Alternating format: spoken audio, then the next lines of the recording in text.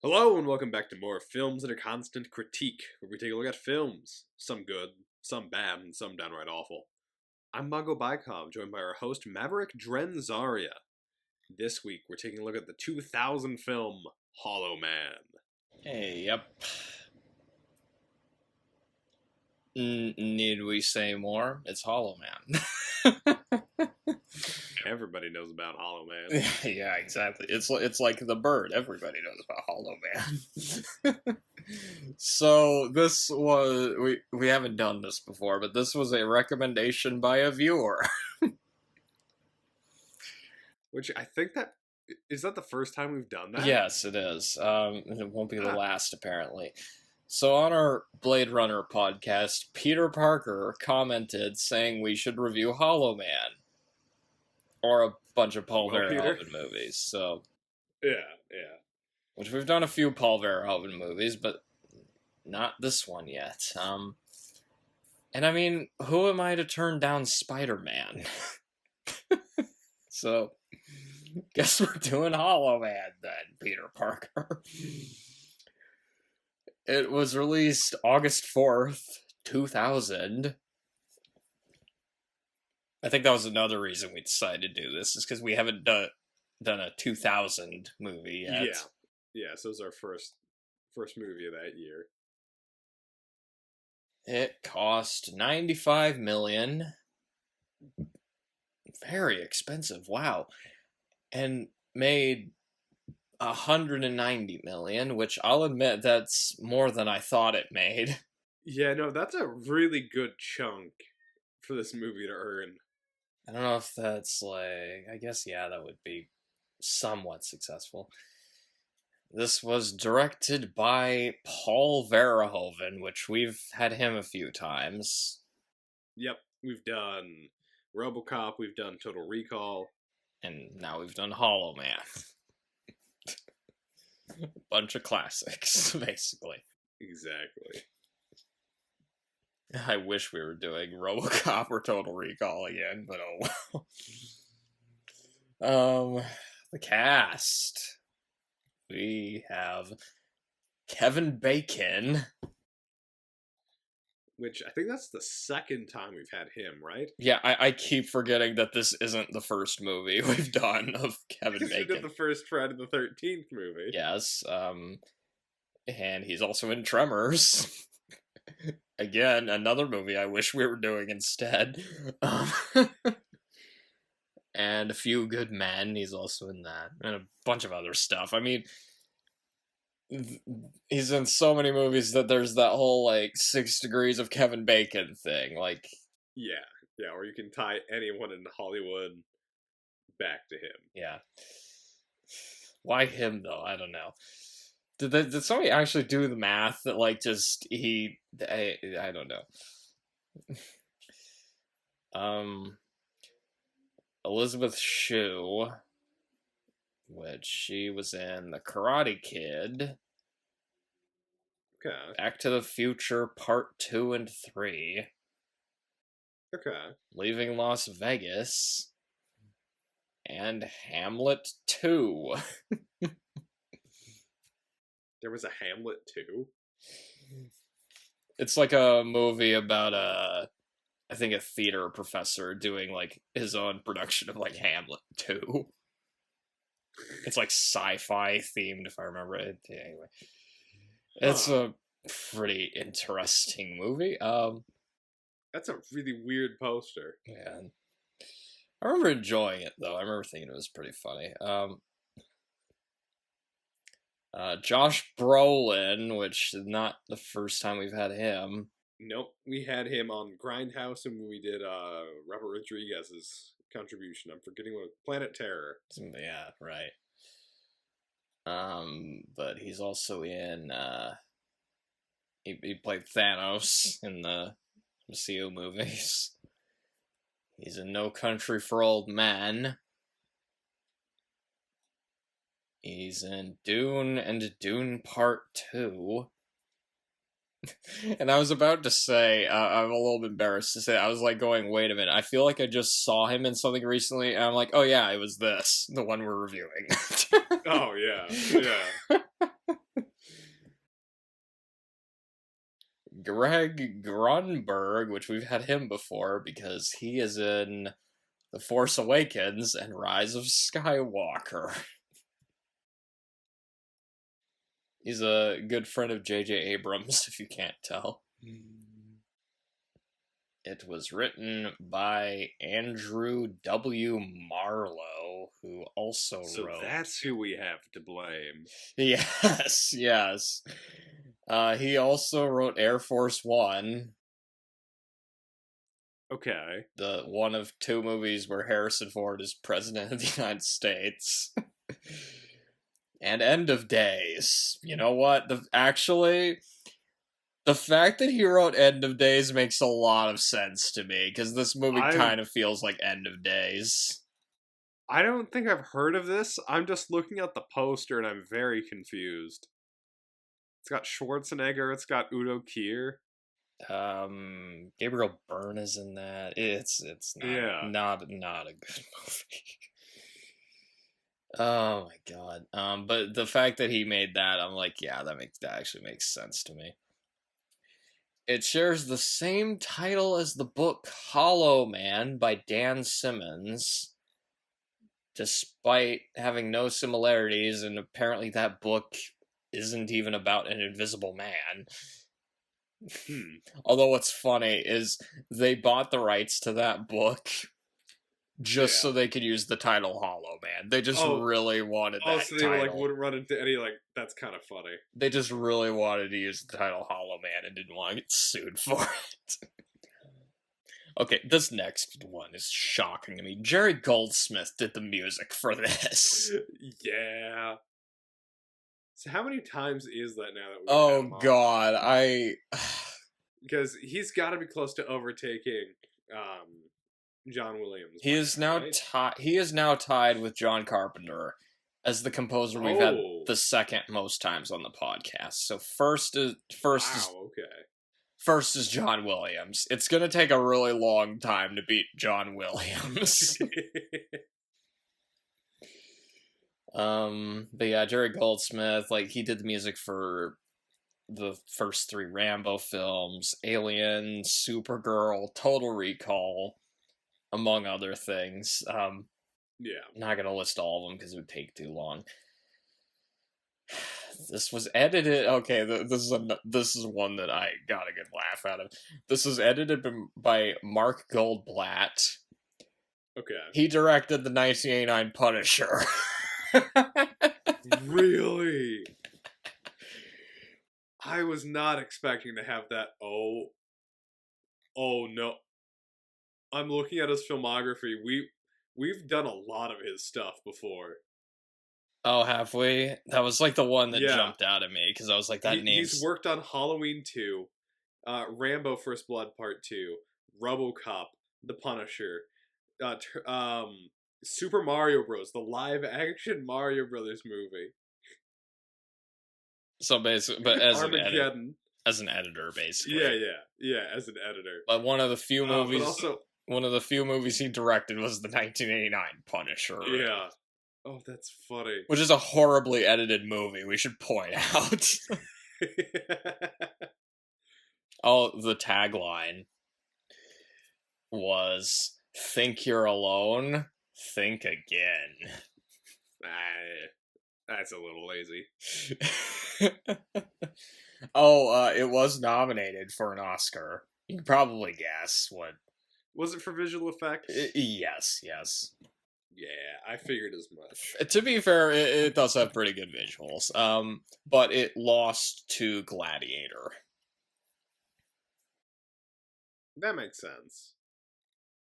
Because with Gladiator, it was there's a lot of stuff in there. And among other things, they had to CGI in Oliver Reed, because he died while filming, so... Oh, yeah. Initial thoughts. So, do you want to go first on this one? It's kind of... whose fault was this one? I guess it was Peter Parker's fault, but... Yeah, we'll just blame Peter on this one. Okay, but I think I'll start. So, I think I'd seen part of this one. And from what I remember not being that impressed by it. But for some reason, I was like, I do kind of feel like watching it. I don't know why. Maybe just because Paul Verhoeven made it, and I mean, it's Kevin Bacon as an Invisible Man, Yeah. so Yeah. maybe it'll be funny bad. The title just always makes me laugh for some reason. Because I mean, like Hollow Man, like just that title, like I did not realize this would be almost 2 hours long when I watched it. Yeah, it's kind of a long movie for what its premise is. And it was bad, but not really. I didn't really find it fun bad. Yeah. It did have some cool visuals, though. I will say that. And Kevin Bacon wasn't bad, but it just turned into a pretty generic sci-fi horror movie by the end. Parts of it were boring. It didn't feel like a Paul Verhoeven movie, which was disappointing because Paul Verhoeven's got such a cool, unique style, and it was so disappointing that like very little of it is here. And it had a few parts where I was like, okay, that's kind of cool, but then there were just other parts I was like, well, that's lame. Like, yeah. That said, I think I would rather watch this again than Memoirs of an Invisible Man. So out of those two, this is your favorite Invisible Man movie? Of those two movies, if you want a good Invisible Man movie, you could watch the one with Claude Rains, or you could watch that 2020 one that they made. That one actually wasn't bad. I forgot that they just did one. Yeah. That was a better example of doing this as like a serious horror movie, basically. Ooh. Real quick, this might be something to keep in mind for the future. Oh right, there was that. Was it like a Japanese movie that you mentioned? Yeah, but there's this one which was a Soviet adaptation. Oh goodness. What is oh my god, that poster. That is quite the poster. Okay, looks like we're going a rabbit hole down with Invisible Man. Yeah, so congratulations, Paul Verhoeven. You made a better Invisible Man movie than John Carpenter did. I can't believe I'm saying that. At least with this movie, they kind of knew, like, this movie felt a little more focused than that one did. That with that one, I'm like, I don't know if it was supposed to be a comedy, an action movie, or a sci-fi movie, or what. That movie was a fucking mess. Okay, so you can go if you want. So, I'd never seen this movie before, so this was my first time watching this. I'm pretty sure I'd seen clips of it here and there. I think I got parts of it confused with an episode of The X-Files that has a somewhat similar premise. Which one was that? It's not really a similar premise, but it's like there's some quadriplegic army vet. Oh, is that the guy that can squeeze through like vents and stuff? Oh no, that was a different guy. This guy could like astral project his body, and so I think there's like a scene in a swimming pool, like in this movie. Okay, huh? Let me look up like the name. I don't know if I remember that episode or not. It's been a season 3 episode. Okay, I didn't see that one. I don't think I made it that far. So that would have been before this movie. Interesting. Anyway. Would this, what? Actually, this movie probably would have been better as an X-Files episode. Oh, it would have been a fantastic X-Files Have Kevin Bacon as this crazy dude, and then you have Mulder and Scully investigate. That would have made this so much more entertaining. Oh, yeah. Especially if you keep the gorilla as part of it. Keep the gorilla? Yeah. Okay, so, yes, you can keep going. Sorry about that. So, and actually, the day... I think it was the day before we meant to talk about what we were going to be doing next on the podcast. Oh no. I actually had a scene from this pop up on my YouTube on my recommended for you list. Uh-oh. And so that's part of the reason why I was also like, hey, we should get around to doing Hollow Man sooner rather than later. And I kind of regret doing that. Yeah. Don't hey, like you mentioned. Hey, don't blame me. Blame Peter Parker. True. We can blame Peter on this. That being said, I like the soundtrack. I think the visuals, like for the time, they were pretty impressive. Yeah. Again, it definitely picks up steam towards like the very end of the movie. Like it feels like a lot happens in the last 20 minutes. Yeah, I guess. I don't know if I'd call it good though.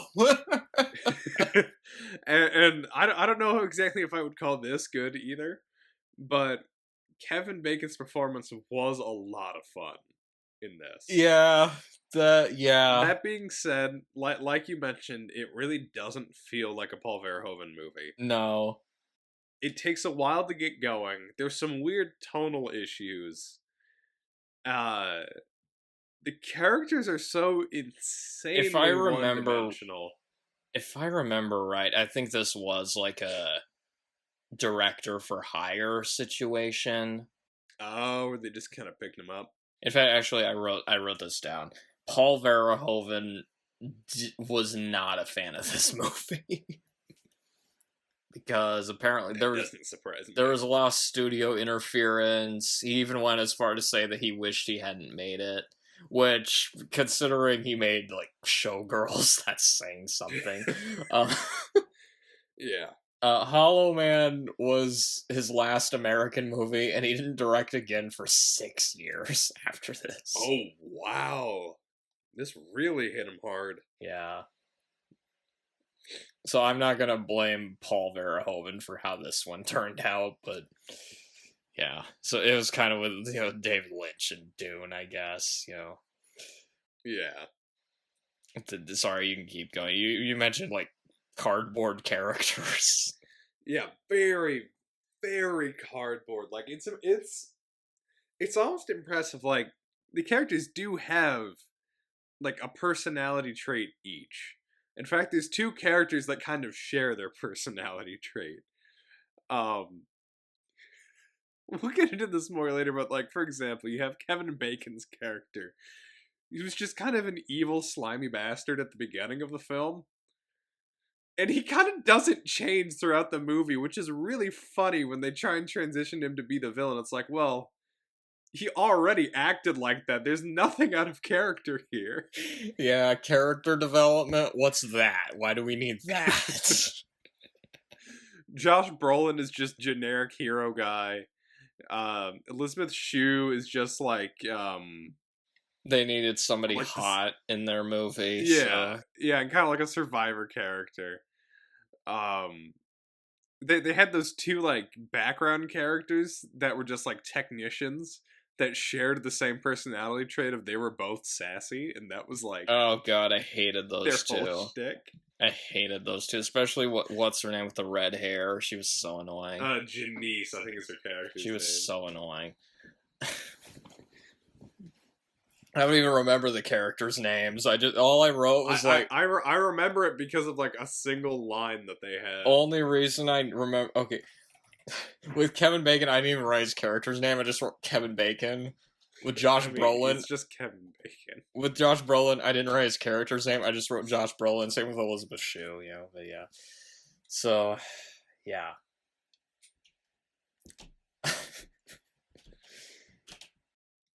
The writing, there's like a couple lines that were funny, but like for the most part, it's just so bad. I don't even remember most of the lines. I just remember not being impressed with.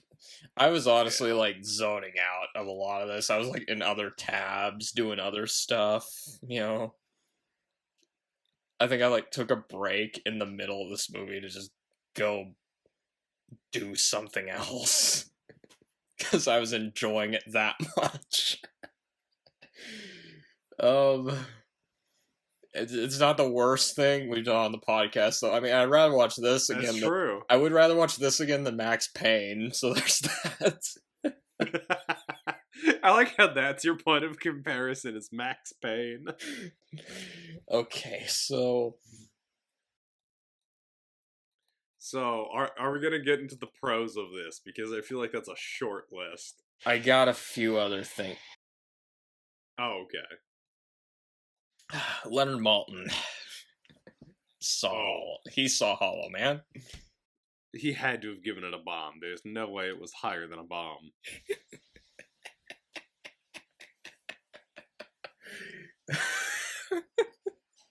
Insert just Palpatine laughter here. He said, 2 out of 4 stars for Hollow Man. He gave this 2 out of 4 stars? That's higher than what I would have given it too. I know, I was actually shocked. Did we watch the same movie as him? I would have given this like 1.5 out of 4 stars. He said, starts out fun, I guess, then turns nasty in true Verhoeven style, I guess. Anyway, and stupid.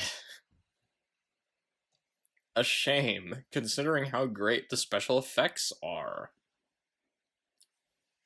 Fine score by Jerry Goldsmith. And in case you're wondering, he did not review Hollow Man 2.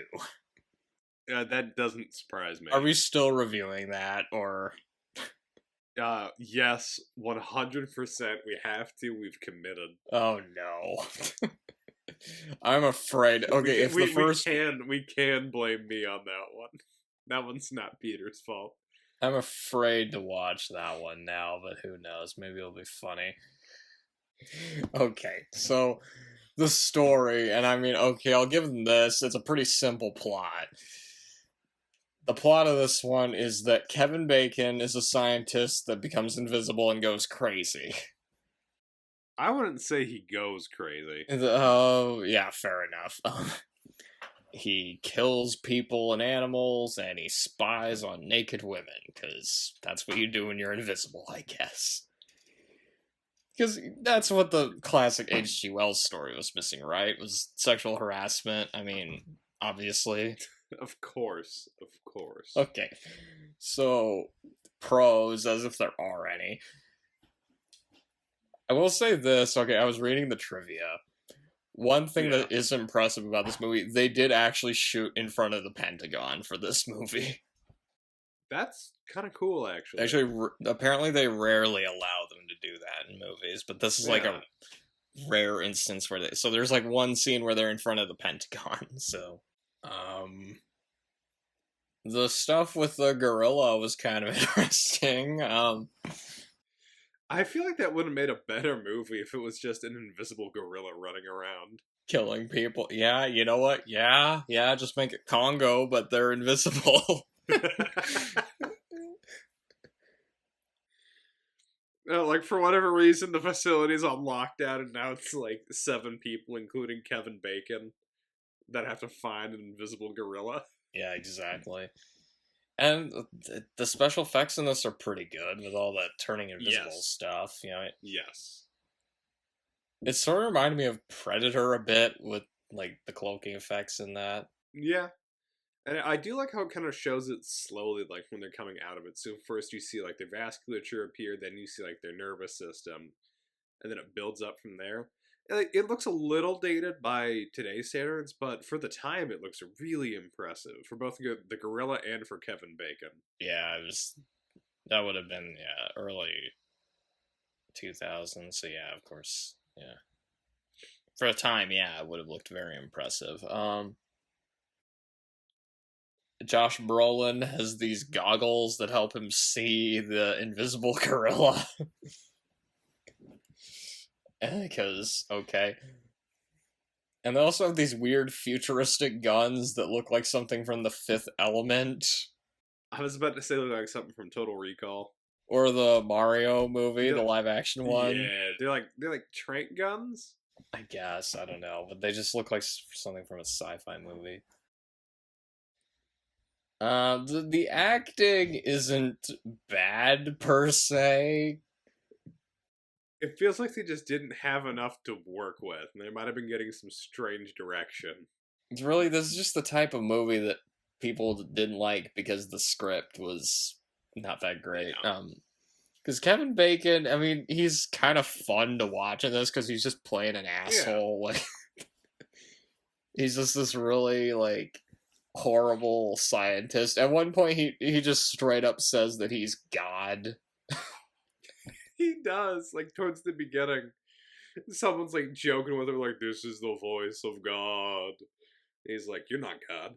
Granted, he is Kevin Bacon, so he might be right on that. So. That's true.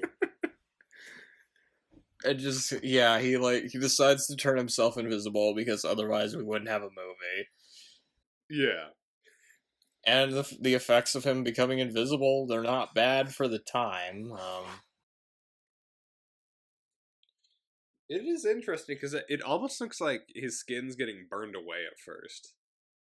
And it's like revealing, like, his muscle layer underneath. Yeah. And there's also this part where they put on this, like, I don't know what It's like a latex mask that they lay over him. yeah, and he's like, to make him like visible, and he's also wearing like sunglasses. When he was wearing sunglasses, he kind of looked like Max Headroom. Yeah, a little bit. And I was thinking when they first like poured it on, it reminded me a little bit of the old Invisible Man. That was Claude just like Rains. how you can see, yeah, just how you could see the like through the eye holes and see the back of the mask. Yeah, again, it had a lot of cool effects in it. Or it also kind of looked like Dark Man when he makes those like masks. Yeah, yeah. I should have just watched Dark Man again or something. Or Deadpool when he has cancer. Yeah, pretty much. Imagine that. You know what? Actually, they could remake this movie with Ryan Reynolds and make it a comedy. Oh, they could. And it probably would work. And he like drives around in a car at one point, and some kids think he's a mummy. I think, or whatever happened. I don't know. There's an invisible dog, which. Well, we'll get into that with the cons. We'll get into the dog under the There's cons. this, but I wanted to bring this up. There was this, like, I took a Spanish class, in one of our textbooks, there was this fake movie called El Perro Invisible. The Invisible Dog, which made me think the of Invisible Dog? So did that give you, like, flashbacks to It kind of made me think of that.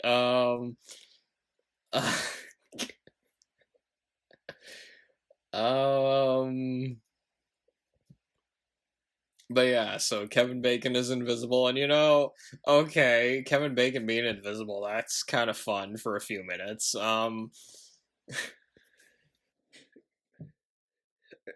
It's so hard to talk about most of this without getting into the cons, because there's... I'm trying to think if I even have anything else in the pros. That says a lot about this movie already. Yeah. Already, wow. He's like electric for some reason at one point. Did you notice that? Yeah, she touches the surface of his skin and it looks like there's just an electrical current running over him. I didn't understand what that means. I was hoping he'd end up with like Ernest Goes to Jail powers or something. Where he just starts flying and shooting lightning out of his hands. And having like magnetic powers. Yeah. There's a part where he drags William Devane into a pool, and that looked kind of cool. Yeah, that scene looked pretty cool. And like anytime that you see him, like when he's covered in like a fog or mist, or like at the end of the movie when the sprinklers are going off, and you kind of see just like his shoulders and his head during that scene. Or somebody like throws blood at him at one point. That looked good. Yeah. He sort of looks like Silver Surfer during some parts. Yeah, I didn't. Now that you mention it, yeah, When he's like yeah, wet and stuff, yeah. And to be fair, the music isn't bad. yeah, yeah. It's pretty good. It's not like Jerry Goldsmith's best score, but it's not bad, which sadly makes it one of the That's better. a win for this movie. It's sadly one of the better things about this movie. Okay. Should we get into cons?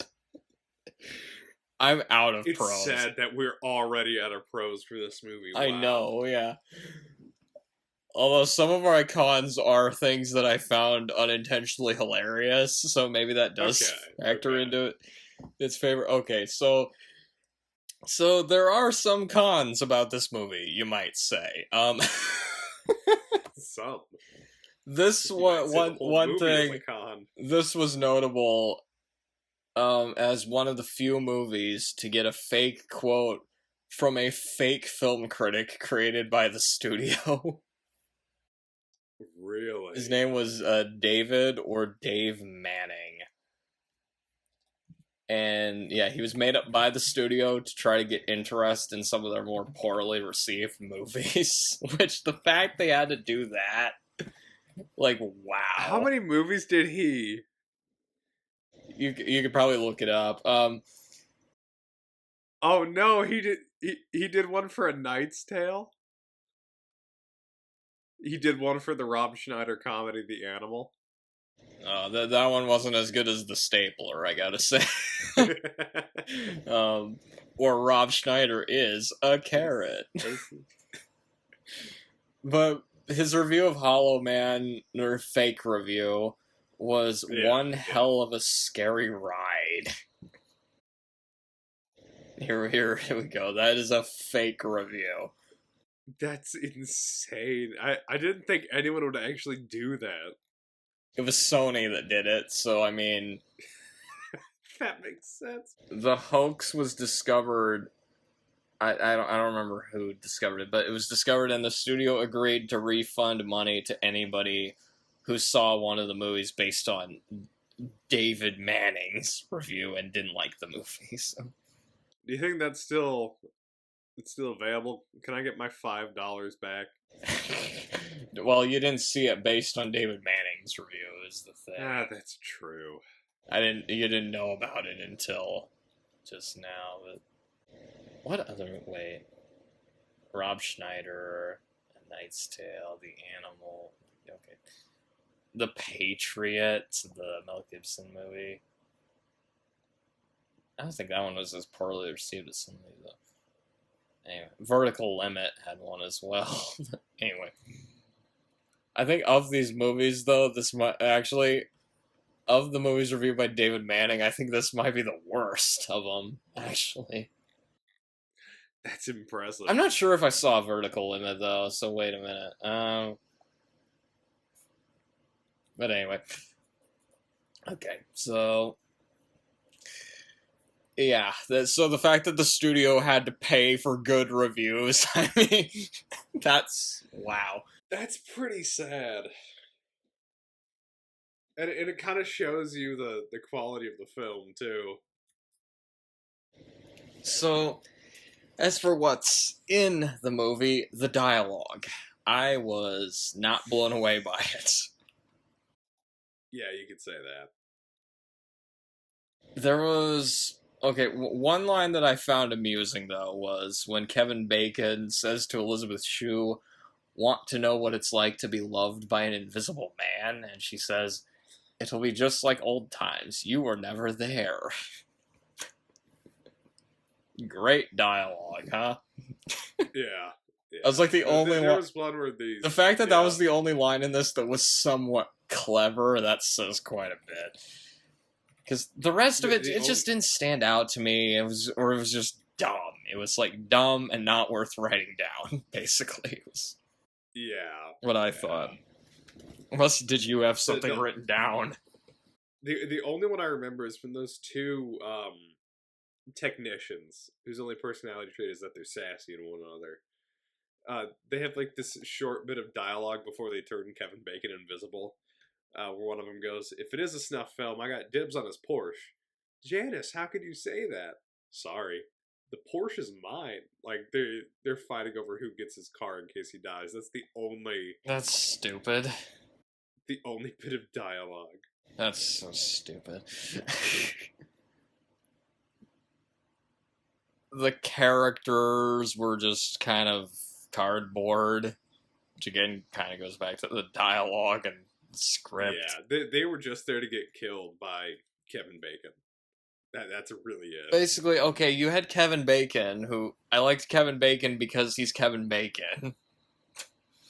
But that's about it. Like everybody else, they were just boring or they were annoying, essentially. Somehow this movie just made it impossible for me to care about anybody. Yeah. It's like, what really was there to them? I mean, it's just like the person that had the most going on was Kevin Bacon, and even then, like, he doesn't have a real character arc. No, he starts off as an like, asshole. Okay, this is his character Yeah. arc. He starts off as an asshole, then he becomes invisible and becomes a murderous asshole. Yeah, but like none of it feels out of character for him, which is the weird part. Yeah, what would have been interesting is if like he's somewhat normal at the beginning and then it just drives him insane, which is what the H.G. Wells Invisible Man is. It's Yeah. like the longer he's invisible, the more crazy he becomes, basically. And I think this would be like a good point of comparison for like The Fly, because it's got kind of a similar setup, where it's you have a scientist who experiments on himself, and then they slowly kind of lose who they are. With The Fly, it was done really well because it was well written. You can see his change over time. It feels like Kevin Bacon would be doing this like regardless of if he was actually invisible or not. And also Jeff Goldblum seemed more like he was really quirky and odd, but he was like well-meaning. He wasn't like he didn't set out to become a fly monster. It just happened. That's true. If you switch those two characters, The Fly is about Kevin Bacon desperately trying to become a giant fly monster. Okay, now that I would have loved to have seen that. Oh my goodness. Why would you want to become that though? That's so dumb. I'm just imagining that movie. That would be... You see, like, we could have come up with a more interesting movie than this. Like, that's... Yeah. Which is sad. Like... Because really, what is there to this movie? It's just... You had a decent concept where it's like, okay, he's a scientist that becomes invisible and goes crazy. Okay. Maybe you could have done something with that. But basically, it's just Kevin Bacon going around taking women's clothes off while they're sleeping and killing people. Yeah, and like that first thing, like he doesn't even wait. That's like the first thing he does once he's invisible, and so it's like, no, you weren't driven insane by this or anything. You're just a bad person. This could have been a scary movie too, because we were making fun of the tagline earlier. It was think you're alone, think again, but that could be scary, where it's like the murderer, you can't see them. They could be anywhere. Kind of, They could be like... The Thing. You remember The Thing, where it's like you didn't know where the monster was? It could have been like that, except it's like an invisible, this invisible psychopath, I guess. But instead, it basically just turns into like kind of a dumb slasher movie with very boring characters or annoying characters. Like the middle section of the movie, it's just like I literally just did not care at all what was going on. It was just me waiting around. It felt like a bunch of filler in the middle because it was just repeated. Like you were just watching lab meetings, like endless lab meetings. Yeah, I was just waiting for Kevin Bacon to just kill everyone off, which eventually he does. But like most of the kills aren't that interesting. Yeah, Aside from and like the when he drowns the guy in the pool, it's like, okay, the special effect is cool, but like, yeah, the special effect is cool. Plus, then there's like the whole like like this guy's being essentially drowned by a man he can't see. Like, sure, that's kind of scary. The others is just like, all right, this would just be a guy holding a hammer, but now you can't see him because he's invisible. It's like it feels like a wasted premise. there's so many creative angles they could have gone with this, and especially again, it's so disappointing that Paul Verhoeven directed this, and like none of his Yeah, hallmarks are there, because this could have had like, you know, because he was really good at taking these like concepts which on paper kind of sound like B movies, and then giving them yeah, just this weird sense of humor and like interesting, thoughtful like questions about humanity. Again, RoboCop is a great example. And it kind of is like, in some ways there's some overlap where it's like a science experiment on a guy, like, kind of yeah, gone wrong, although obviously the results are very different.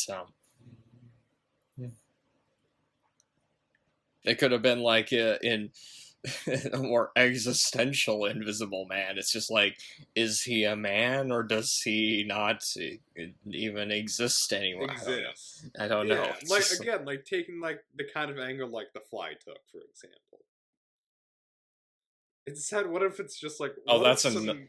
that's another thing. They could have used the Queen song "Invisible Man" in this. Oh, exactly. The fact they didn't is a crime. Yeah. um.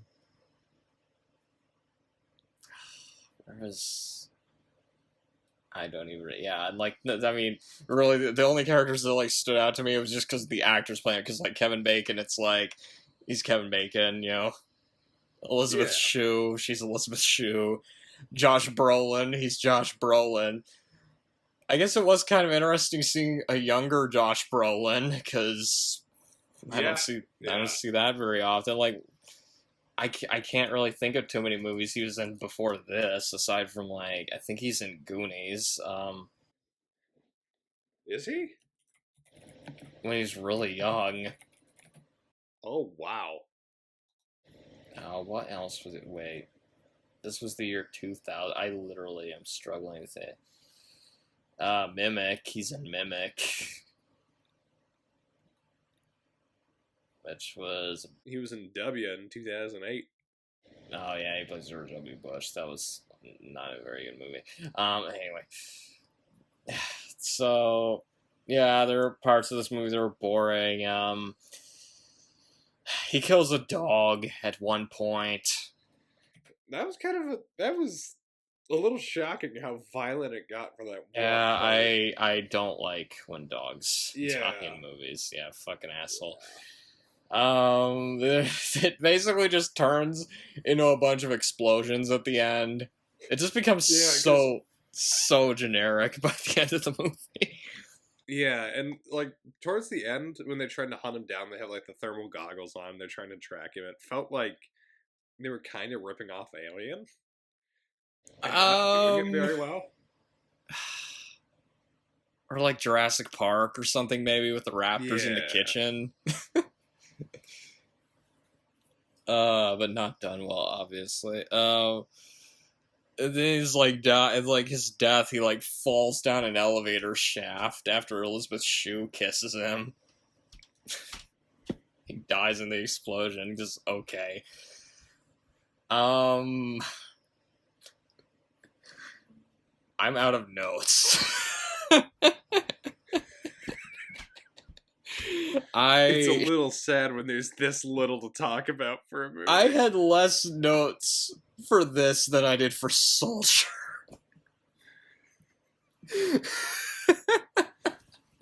I will say just one thing that was a little ridiculous that felt really like the writers just pulled this out of their ass.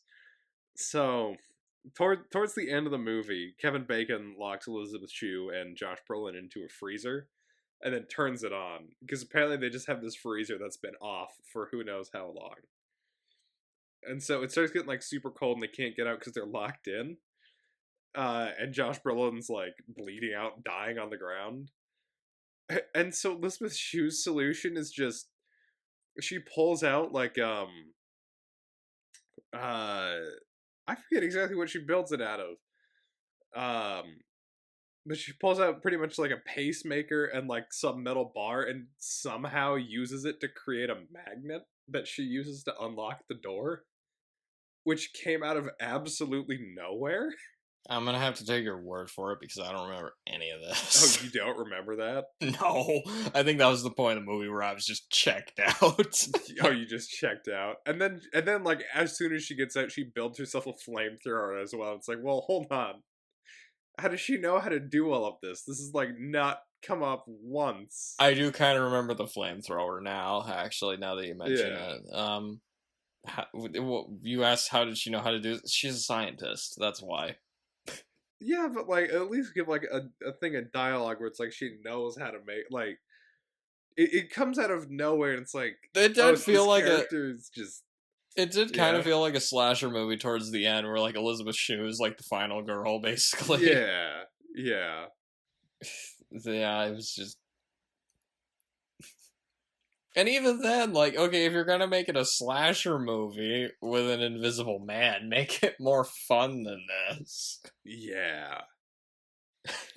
Wow. Um, I guess anybody that wants to see Elizabeth Shue in her underwear, well, you can see that in this That's in movie. this movie. You see Kevin Bacon naked at one point in this movie, so you can see that as well. That's true. That's true. I liked that shot. Okay, so overall thoughts, unless did you have anything else? Did you say? I had one last piece of trivia. Apparently, there's a shot in this of the elevator moving that's reused in Saw 2. Saw 2 came after this, I think. Yeah, yeah. This is a shot from this movie that's used in Saw 2. That's so lazy to use like a shot from Hollow Man of all. Anyway, why Hollow Man? I mean, it's specifically the shot of like an elevator moving down. Like you couldn't get that from anywhere else. You couldn't make it yourself. was that also so? That wasn't even Sony. That was Lionsgate. What the hell? I'm pretty sure. Yeah. That's so weird. Okay, whatever. We're not doing Saw. Anyway, overall thoughts. We already kind of did a. We talked about Spiral once for some reason. Anyway, okay. So overall thoughts. This is a movie. I watched it, and we just did a podcast on it. I will say, it is the third best Paul Verhoeven movie we've done on the podcast so far. Out of 3. Yes, out of 3. I'm sorry for Peter Parker who recommended this. If you like this movie, I'm sorry. Yeah, we did not like this one as much. Actually, I'm not sorry, but I don't know if he liked it or not, but anyway. Okay. Did you have anything else to add, or? I mean, it's not good. It had a lot of potential, and there were some fun bits throughout, mostly with Kevin Bacon's kind of just strange character. Like he's able to play the character well for how he's written. But it takes a huge hit with that writing. Yeah, and the visual effects were pretty good as well. Yeah, no, the visual effects are very impressive. That being said, I know there are people out there who like this movie. Like, there has to be. Do you think this movie would have been better with a rewrite, possibly? I think so. Yeah. Maybe just a little bit of a rewrite, right? just like gloss over it like 4 or 5 more times. This thing needs some polishing. Oh man. I don't. The good thing is though, I don't think Paul Verhoeven is gonna be mad at us bashing it. So That's good. because he That's probably, good. I think he liked it even less than we did. So there's that. Okay, so anything else to add? Not really. No, I cannot wait to watch the sequel. Yeah. So there is a sequel, Hollow Man 2. None of the same cast or the same director, but Not even a continuation of the story. it does have Christian Slater in it. So there's that. Who is also a returning cast member because he's in Broken Arrow. Oh, that's true. Have we done anything else with him in them? I don't think so. I don't think so, yeah. It was direct to DVD, but and it's on yeah. Tubi. So, yeah. And I was reading the IMDb page. Apparently, I think that's the only trivia fact on there, actually. The script was based on the first draft of the first Hollow Man movie. So this was... Oh, no. Wait, this wasn't the first draft? Oh, no, that's not a good sign. I guess now we're gonna find out what the first draft of Hollow Man was like. Real quick, how could you forget that we have had Christian Slater on the podcast before? I said Broken Arrow, didn't I? Yeah, but something else. Wait. Oh, wait. How could you forget about Quantum Quest? No, actually, he was in the original. Oh, he was in the original? Oh, okay. He was in the original version of Quantum Quest, but then they, like, recast everybody. Oh, yeah, that's right. He got replaced with Hayden Christensen. Hayden Christensen. Oh, I'd love to see Hollow Man, but with Hayden Christensen.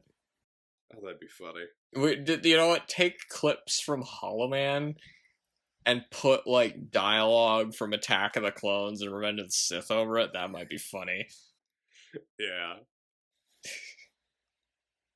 When he, like, falls into the explosion, he's, like, screaming, "I hate you!" You underestimate my power would actually fit pretty well into Hollow Man. It wouldn't. Okay, so, but our next podcast is not Hollow Man 2, although we will get to that one later. That will come later. Our next podcast is The Lawnmower Man, which I remember being better than Hollow Man, at least. That's good, at least. I'm excited to see this one, and it's a good excuse to have Pierce Brosnan back. Yeah, true, and Jeff Fahey's in it as well, so yeah. That should... I think there's a director's cut of it. I might watch the director's cut. Oh, wow, that's pretty significant, the difference in runtime. The theatrical is 108, the director's is 142. Oh, and that also has a sequel. Oh, of course. Oh, yes. Yes, of course. Lawnmower Man 2 Beyond Cyberspace. I love that title. Oh, come on. Can't we just get Beyond Cyberspace? Okay. So yeah, that is the end of Hollow Man. Yeah. Until next time, roll the Andy Griffith. Good night, you stupid idiot. Good night, you miserable slob.